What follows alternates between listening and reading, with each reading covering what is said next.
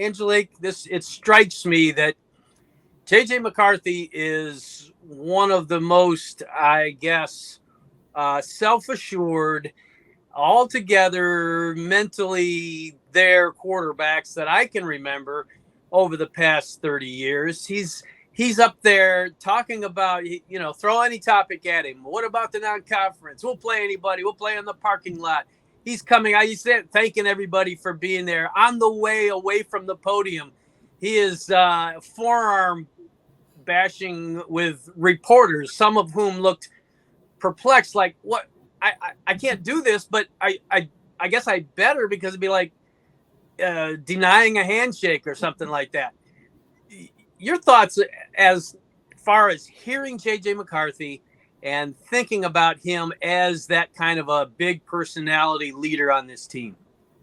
Yeah, I mean, he is a remarkable personality, and a couple times I've talked to him, and I say, please don't take this the wrong way, but you are too good to be true. I mean, he is, just his foundation, the money he's given to children's hospitals is really commendable and admirable. And, I think that he is focused, what he's focused on in the offseason. He gained the weight, and Harbaugh may say it was just maturity, it was natural, but he worked on this because he wants to be more durable. And he's always reading. I admire that about him. I mean, and it's stuff that helps him mentally and to prepare, just like his meditation.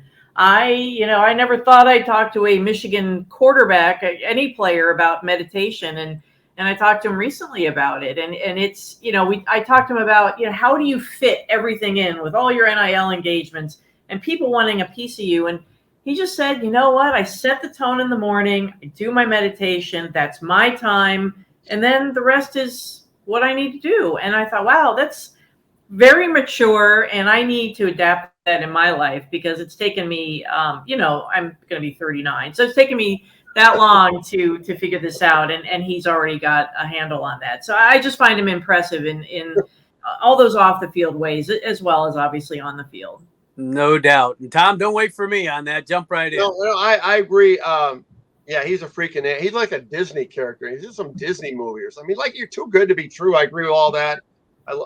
His engagement, his ability to deflect what he accomplishes onto his teammates and things like, talking about Tyler Morris and all these other all those wing guys. I think and obviously the charitable events that he's doing and giving back to his sense of community. But there is one more test that I have with JJ McCarthy, and this is a test that I use with all athletes, student athletes in college, and obviously even more so at the professional ranks, is how he deals with adversity. There's been only one time as a starter, I think I'm correct on this, that he had to deal with the press after a loss. Okay, and that was after the TCU game last year. Okay, and it disappointed me a little bit. I mean, I don't like guys getting up and leaving early from a presser. I mean, you got to take the good with the bad. I don't know what I'd love to get Angelique's viewpoint as well as you, JB. But it was the one time it was a one slight time. So my measuring stick of maturity will be having him up front talking after a heart-wrenching loss. And I have a feeling this maturation that he's taking place physically will also be mentally and how he communicates with the press. I mean, did that stick out with you, Angelique, last year post game? Yeah, I mean, that's very fair. I totally agree with you, and I've always said that. You've got to face the music one way or the other. You can be out there for all the wins, but you do. And I was thinking about, I think it was the UCLA game. John Navarre started, I believe. Yes. Yes. And I was in LA. I was at the 100-degree game out there. I was sitting right, and it was Epstein. I hated Epstein, and those guys didn't talk after the game. And I remember talking to Lloyd Carr afterwards, and I said, "You talk so much about building character in these guys and dealing with adversity." And I said, "Well, part of that is talking to media members after a loss like that." And I mean, I don't know if that point sunk in, but I did want to make that point because it is important. If you are going to shape people for what they're going to be facing in the future, and you're assuming that a lot of these guys have professional football careers ahead of them, and that is something. They're not going to have the the generosity of a college situation where they can pick and choose who's coming out. Reporters are going in the locker room after professional games, and you don't have a lot of choice. So I agree with you very much. Okay, two quick things on that. Yes, I agree with both of your sentiments. I'll say it's a first-year starting quarterback.